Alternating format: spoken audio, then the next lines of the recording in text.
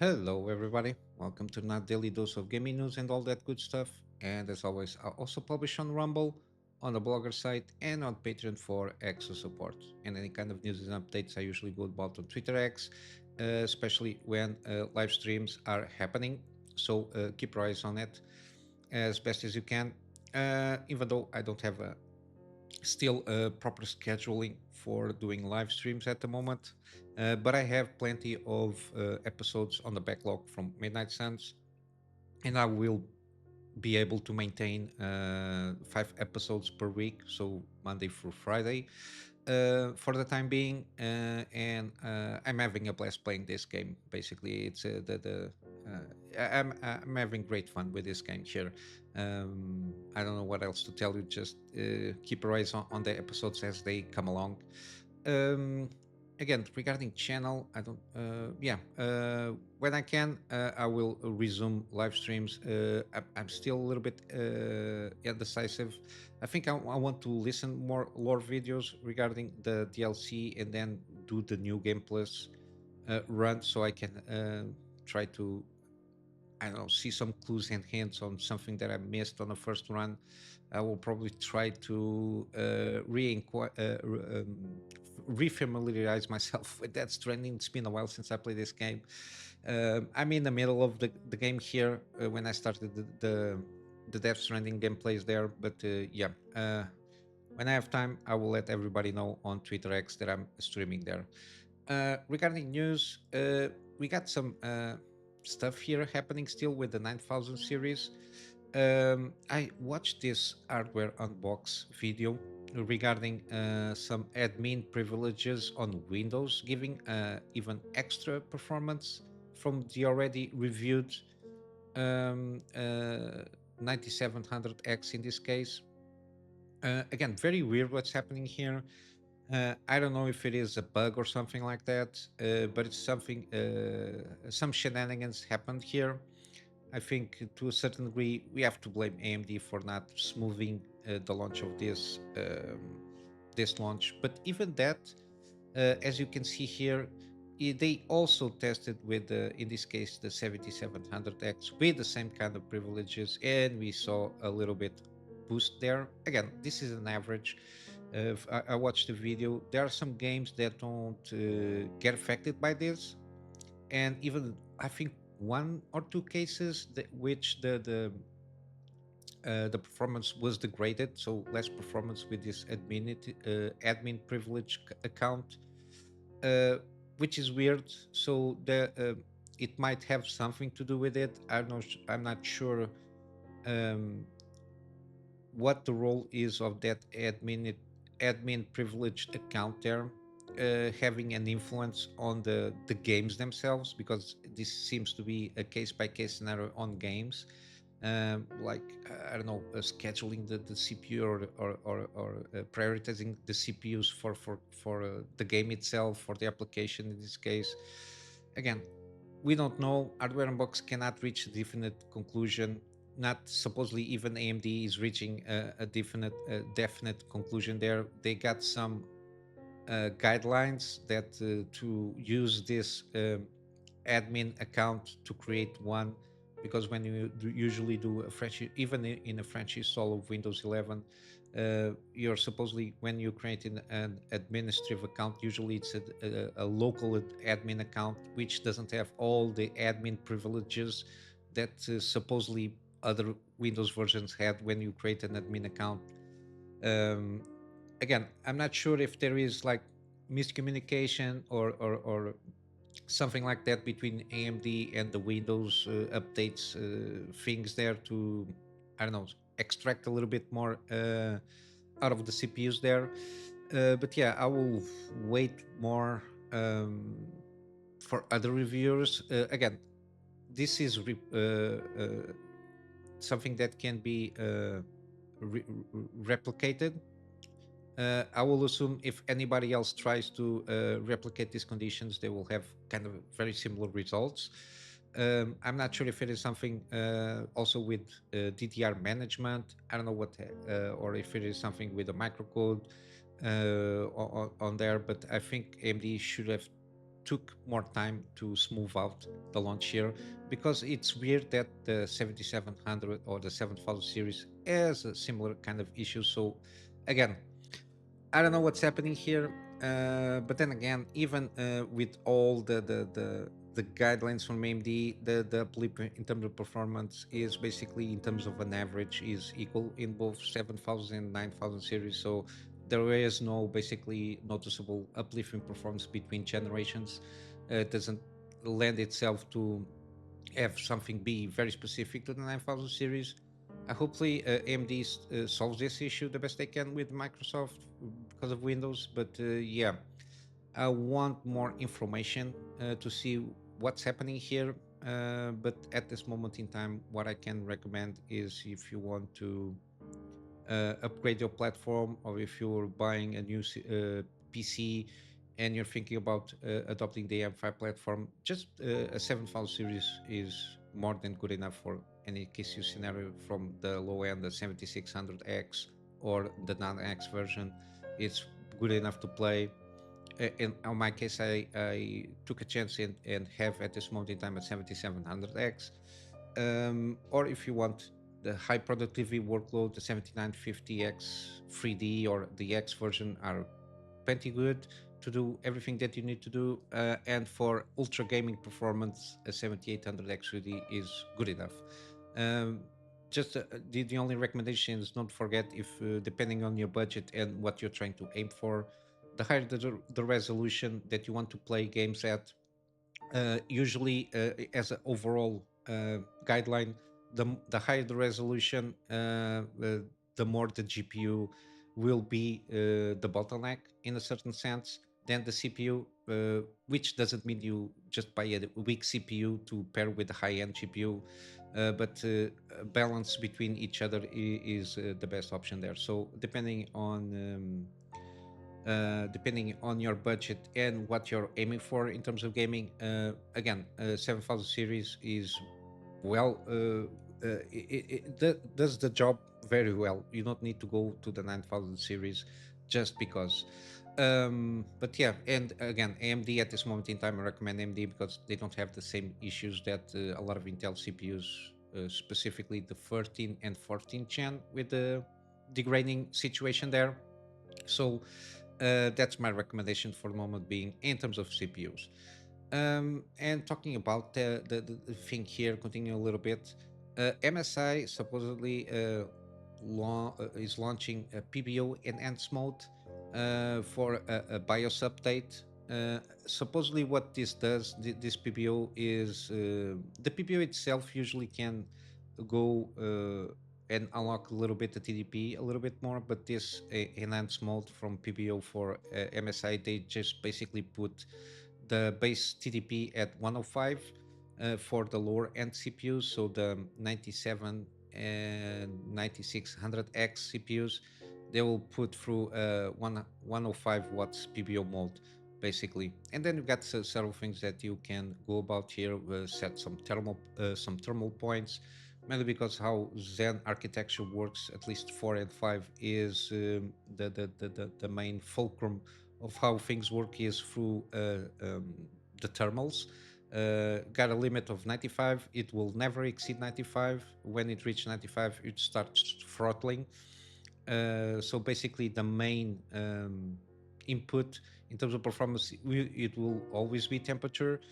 And the fact that the 9000 series, out of the box performance for the moment being, they perform good enough and the temperatures are always in check.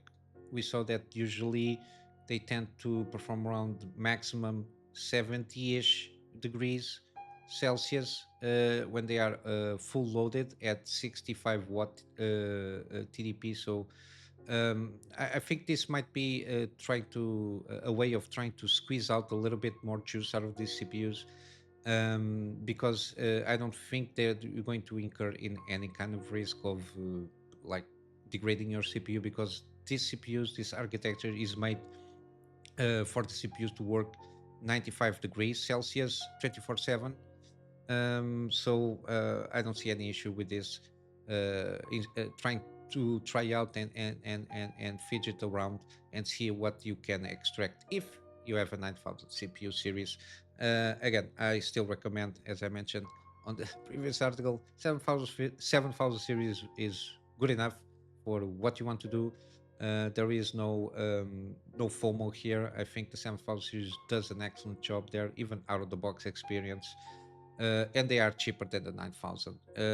People were about the MSRP stuff, they are cheaper at launch, but again, we have the realities of the market where you can get very cheap 7600 non-X variants, and you have a very good performance with those CPUs. So that's my 2 cents on this. And again, MSI themselves are launching this with an update on the BIOS, which will be the Agiza version. This one, 1.2.0.1a. Yeah, is going to feature all these little things here to try and squeeze out a little bit more juice out of these new CPUs. Continue with MSI. They did a live stream highlighting benefits of the CAMM2 DDR5 memory stuff there. Uh, I talked about a little bit here and there with this new memory architecture here. So the CAMM, uh, they were planned first for more mobile devices like laptops and handhelds and stuff like that. Uh, but by the fact this new architecture really does improve a lot in terms of space utilization of the physical space. So it's smaller in the overall sense of things. It consumes less power, performs better. Again, it has very few drawbacks, and at this moment, the major drawback of this is the fact that you, at least on the DIR market, you have to use screwdrivers to put the memory in place, but they are at this moment in time working in a solution similar what you have with the sodium stuff, which is just a plastic fitting that you don't need. It's toolless. But even with this mechanic here, screwing things up on the motherboard, it is an uplift in terms of performance overall. They went about, I think it was a very long stream. They went about it from the introduction of this, the planning, what they are working on. uh, Here is on the elimination of screws. I went about these slides here.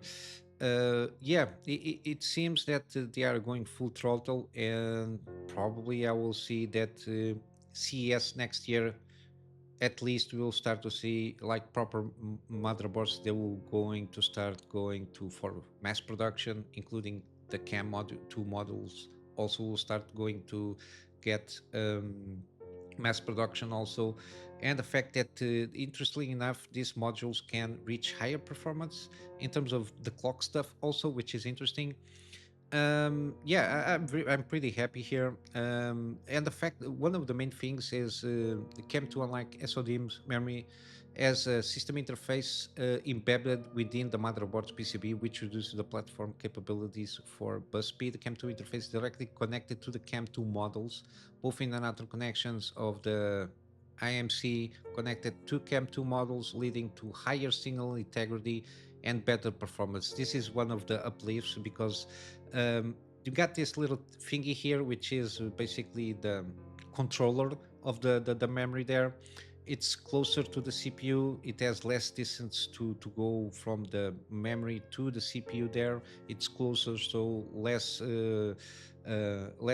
need of higher voltage, so consumes less power. And because it's closer, there is better signal integrity there, so it performs a little bit better, so you can push a little bit more there. um, Again, as you can see, its space to get the same kind of capacity, you don't need to have 4 sticks of memory. Even this is very old.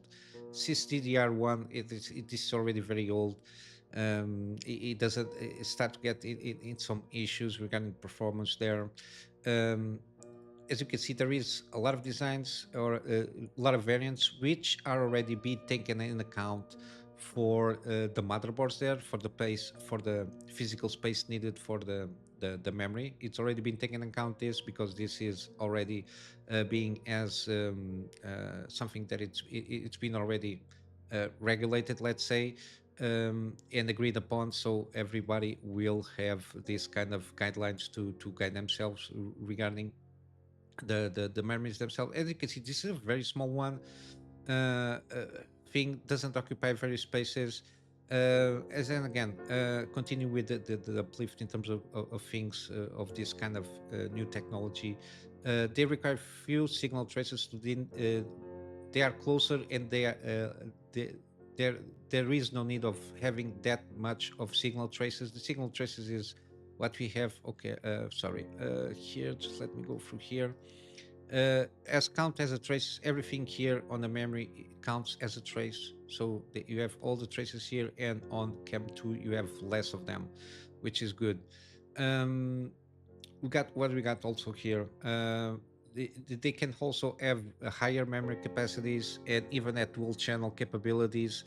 Um, it can handle that also, and everything is connected on the same thing, so there's no need of extra memories to use dual channel stuff there. Everything can be done on just one channel or just one physical memory, which is good, even though each memory will have different kind of using different the spaces of the connector to get around this using dual channel capabilities or not.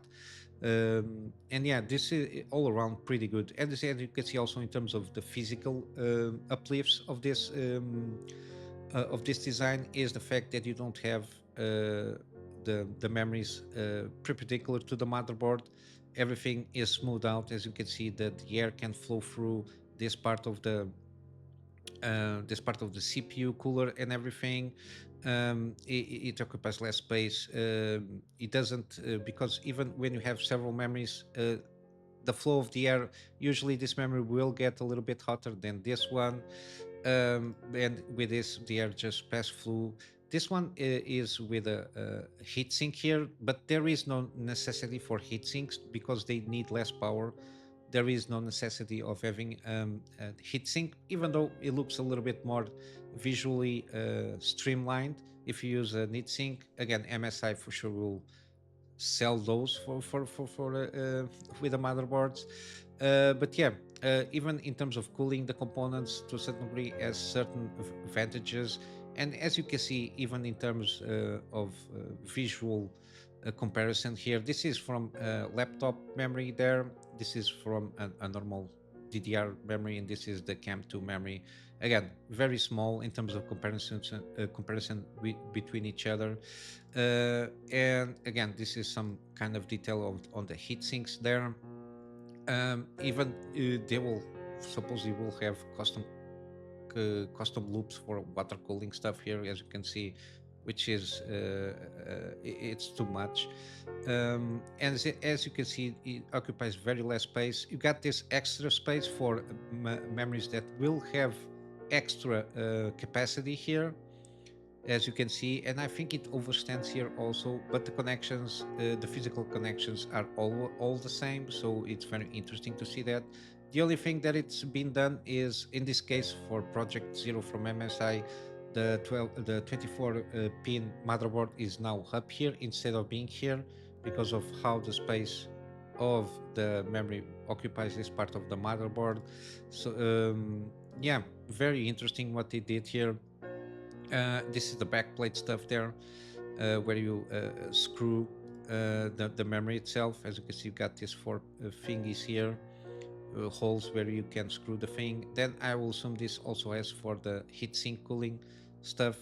Very interesting how they are going about it. And I think because overall, the memories will be better. They will be more faster.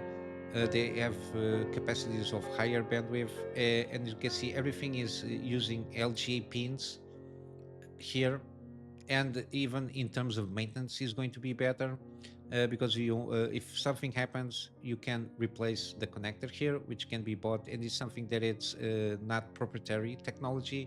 It's it's going to be compatible across all motherboards and platforms.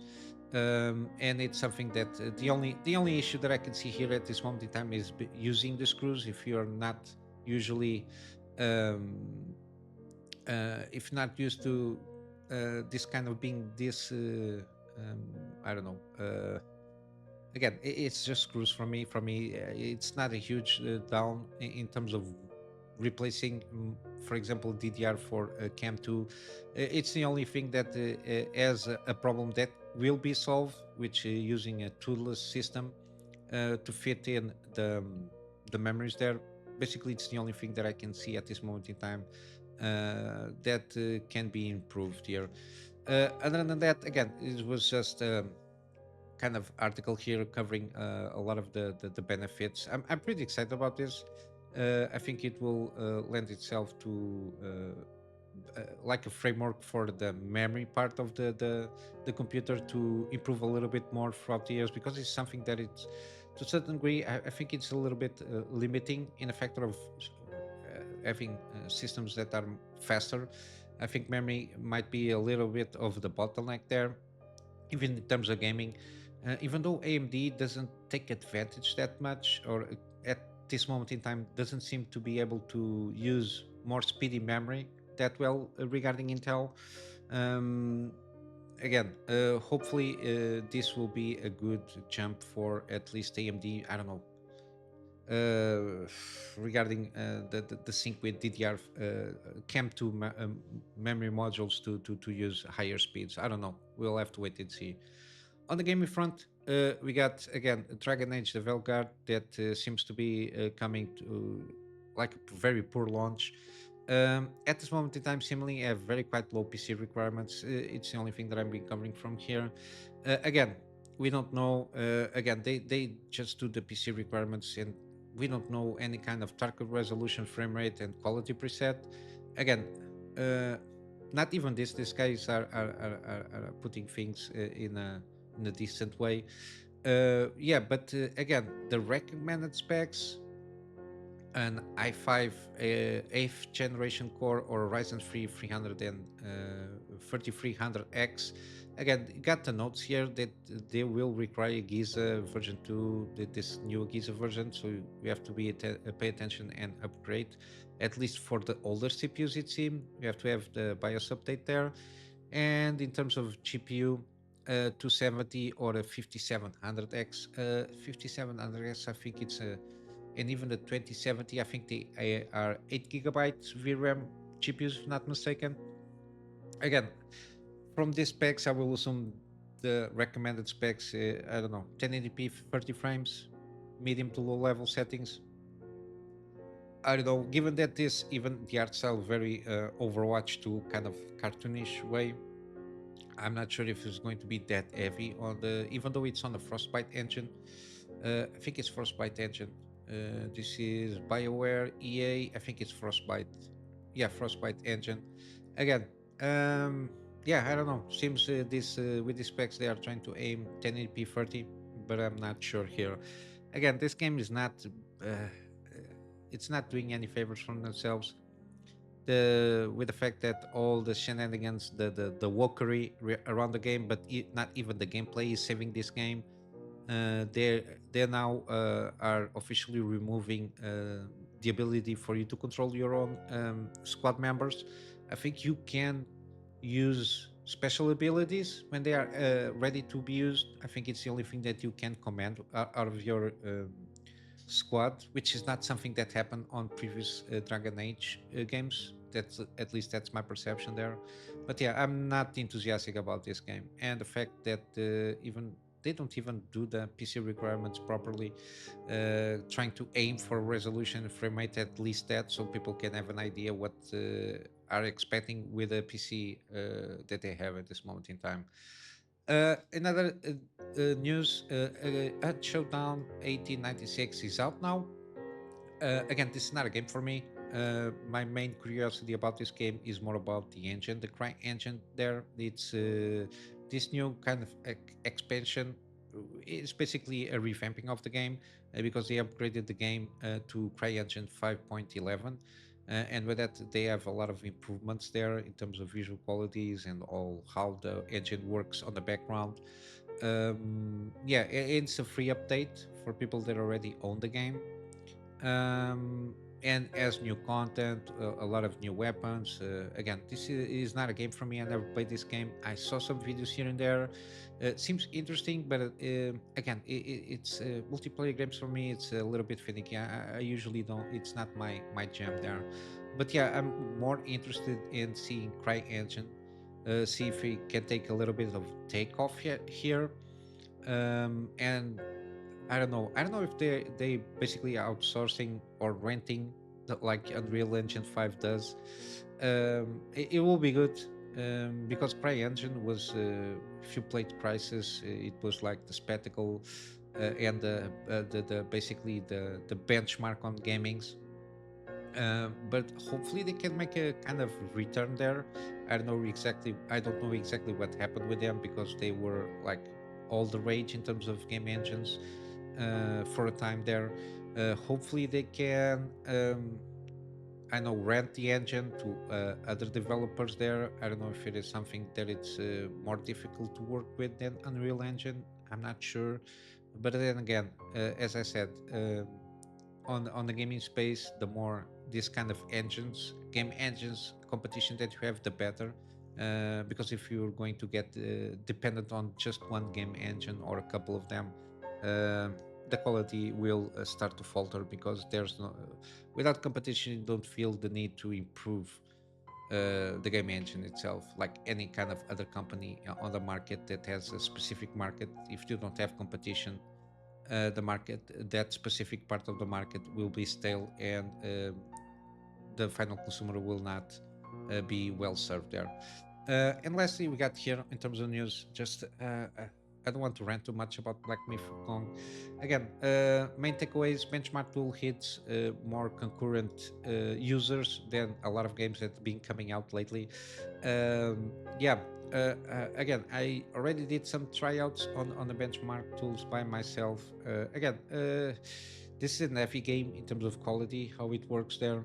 Even though it's playable, I can native 4K 60, I can reach that in a very decent graphic, high quality, at least for me. Even though I have to lower a little bit settings there, you can jumble around there.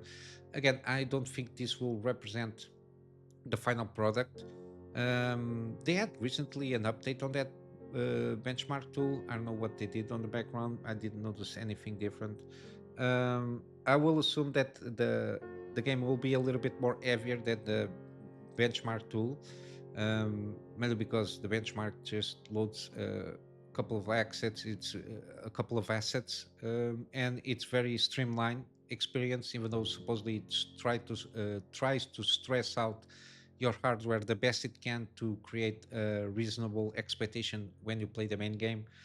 But yeah, I'm hoping, and it is, and at least it's my expectation that the game will be a little bit more heavier than the benchmark tool, because there are going to be several scenarios that cannot be reproduced on the benchmark tool itself. So take that what it is. But yeah, again, also it is the most wishlisted game at this moment in time.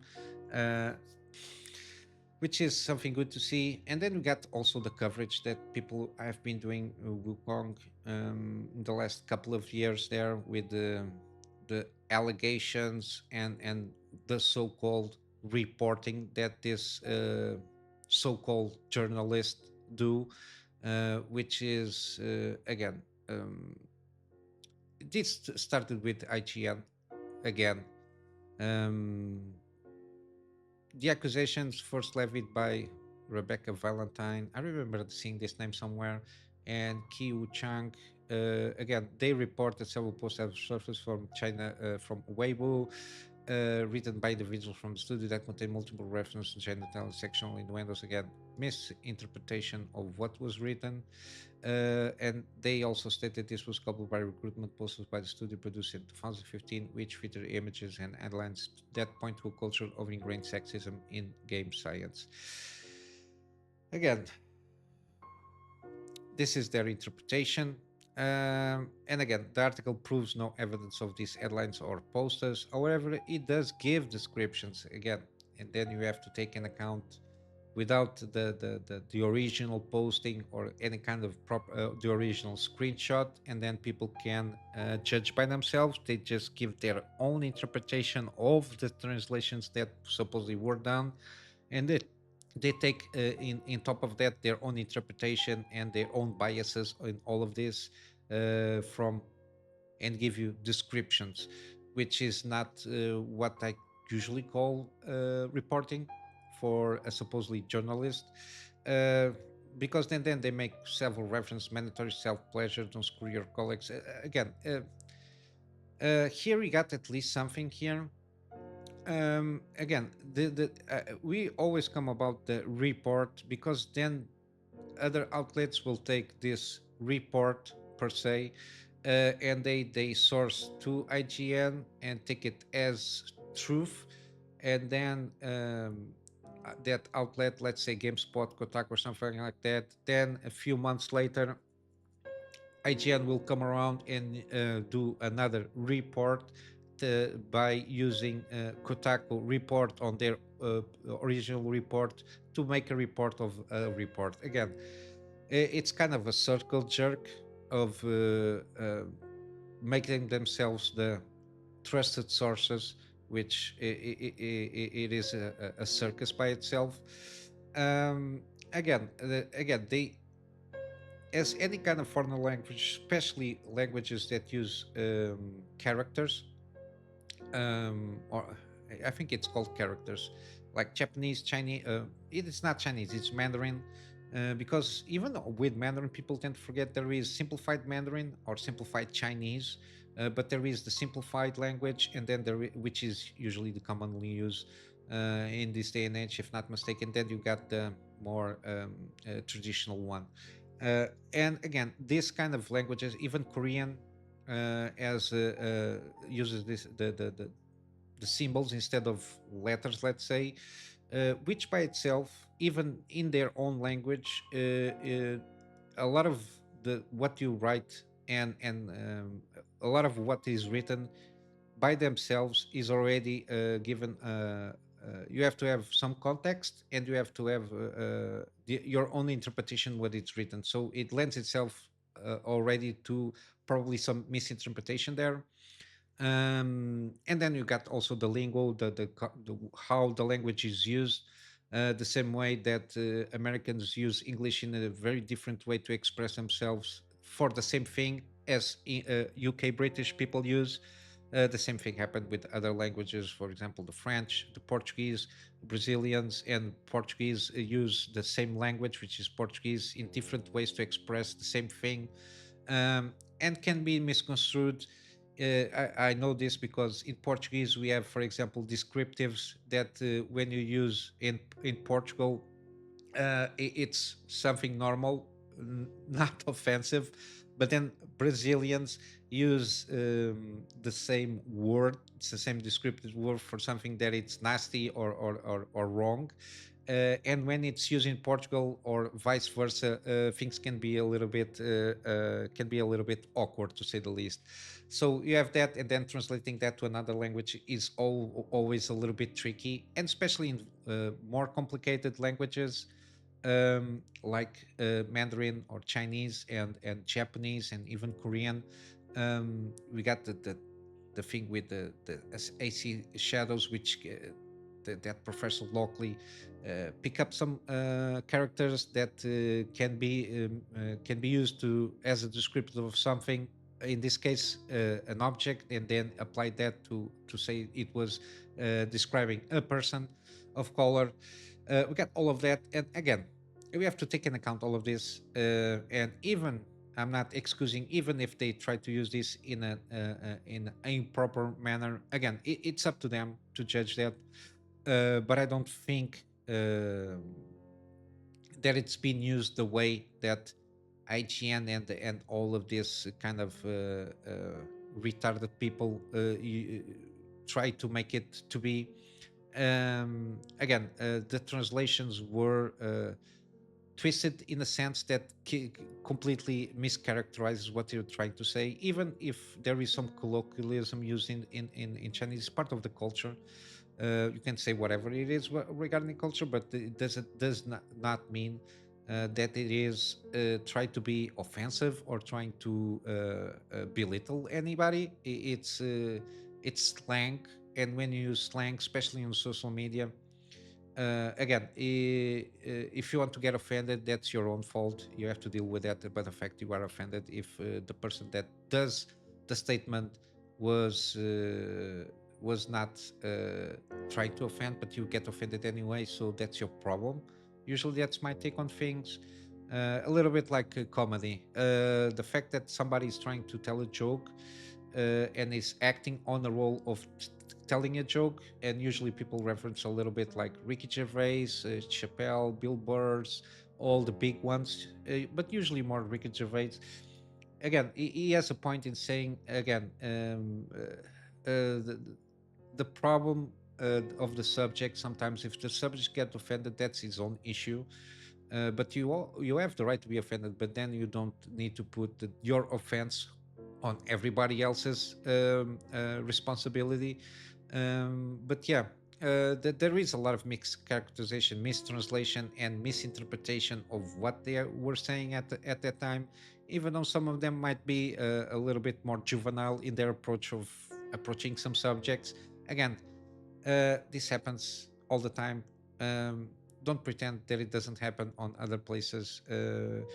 And again, this is a fact of trying to downgrade or mischaracterize this game by itself, because even these guys from IGN, the Guardians, the GameSpots, all of them, they went for the previews and they don't have a complaint on the fact that, again, everybody seems to agree this seems to be a very excellent game. Or the mechanics, the how it plays, the graphics, everything seems to be on par, except there is one here. This Valentine lady, this I don't know, she. We have to take an account that it's going to be a she. One last note: I didn't see any woman or theme-coded characters in the demo. Again, I don't understand what this obsession here is with. Every time you want to tell a story, you have to be all inclusive of this wokery shenanigans here. Again, this is mythological fantasy thing, story that is very well known, which is Journey to the West. And at the time that it was written till now, nobody complained that the story didn't have any woman or any theme coded characters in the tale itself. Again, I really don't understand these people. These people are completely. Again, I have to take. I take my approach in the sense that they're always acting in the bad faith, because it for me it doesn't make a lot of sense that people are this dumb and retarded in their approach to, especially supposedly journalists, um, that are doing previews. If they don't see something that they don't like, it means that nobody will like that. Again, um, the clients, which is the gamers, are being asking for some good old single player games without any of the shenanigans of body types, of pronouns on everybody has to be in a different color, everybody has to overtly identify sexually as something, when most of the times the stories don't have anything to do, the story that is trying to be told on the game doesn't have anything to do with sex or a gender ideology thing there.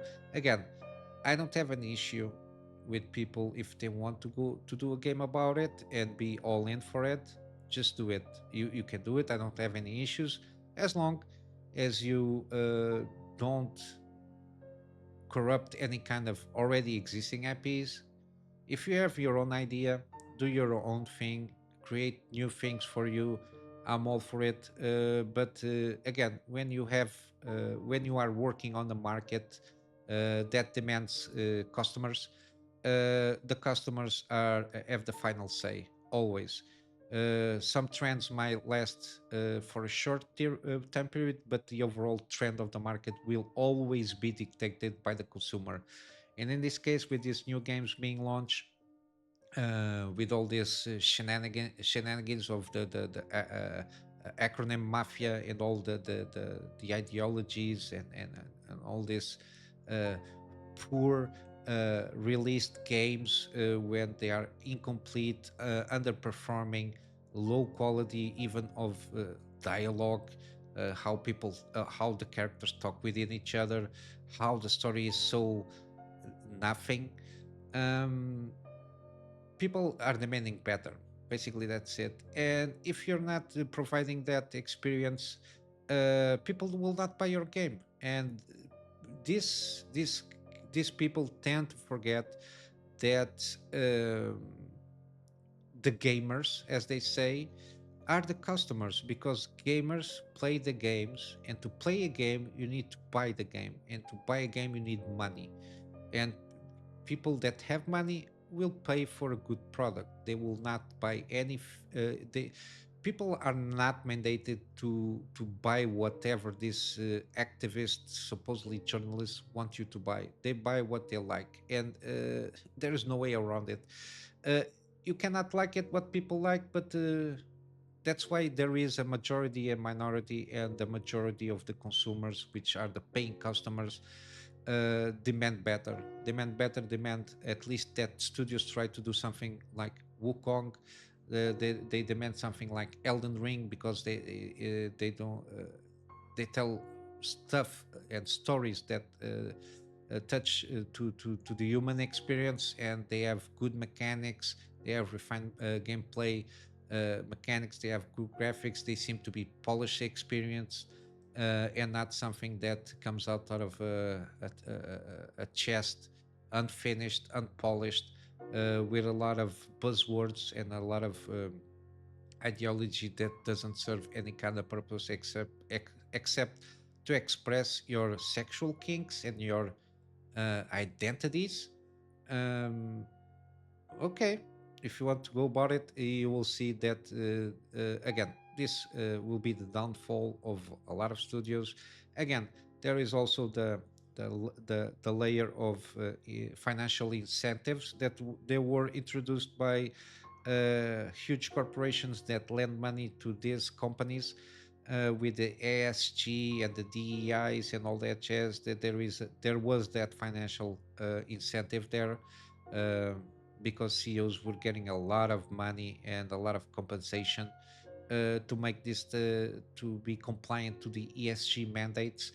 But yeah, you will see that in the long term, a lot of them, and you already saw a lot of games, a lot of indie developers. They went about it, doing all this consultancy to keep in check with ESG checklist stuff there, and they failed, and they are continuing to fail, and they will continue to fail because there is not enough market for this type of shitty games, basically, at least in my opinion. And you will continue to see that there is a way of satisfying certain things, certain aspects of your own checklist without the need to indeterminate deterrent or downsizing the other aspects of a game. But yeah, this is where I finish my rant here for today. Just going for some free games. Again, I watched this Death Gambit Afterlife game. Oh, we got Callisto Protocol. Okay, I think I'm going to do a run on this one. Okay, this seems good. Okay, this Death Gambit is kind of a Metroidvania to the pixel arts kind of style there. I saw it on the Steam feedback. It seems pretty positive, so I will leave it here for you to claim this game for free. And I will be paying attention to Callisto Protocol. Probably I will do a series on this one, because I'm curious to see what this game, how this game fares. But then again, if all the games that I've been testing out for free, that I've been claiming, again, if I like them very much, I usually buy them, at least on Steam or at least on GOG or some platform, to give my financial support to them. I always eventually buy them. depending again on the priorities. There is a new game coming out, and I need to save for that game. But I always buy them. I got that with the Void Bastards and uh, Prey. I did it with both of them, if not mistaken. But yeah, it's always something that I usually support, even when I claim them for free. If I like the game, I usually, when I can, I do buy them, even if it is on a sale or something like that. I try to give the best support that I can. Yeah, I will leave the link on the free games on the Epic Game Store here. We got also again Void Bastards. I think this one I buy it on GOG. I'm not sure. I usually buy them on GOG because I already play them.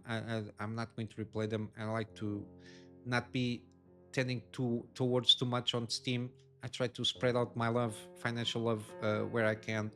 But yeah, I will eventually probably will also buy this one of these days here on Steam. Again, I try my best to when the games are pretty good, I try to really support them the best way I can. But yeah, stamp of approval. Again, I did a gameplay series on this one. Yeah, if you want to check what kind of game it is, again, just check the first couple of episodes so you can have an idea what this game is all about. And it's at this moment in time 70% off.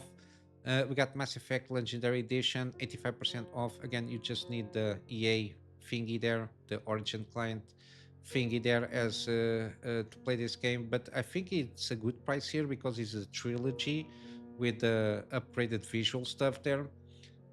This trilogy is pretty good, even though it falls down a little bit on the third act. But again, it's still a pretty reference point in terms of sci-fi RPGs there. Good old days of BioWare, let's say. We got also Wolfenstein, the two-pack. It got the New Order and the Old Blood here, 75% off. Again, it's 75% off, $7 or something like that. Again, I'm not sure what the math is here.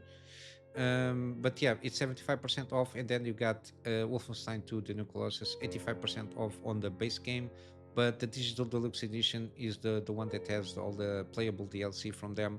It's not that again, it's a little bit more, but it's recommended. I don't recommend the Young Blood one. It's got very negative reviews all around.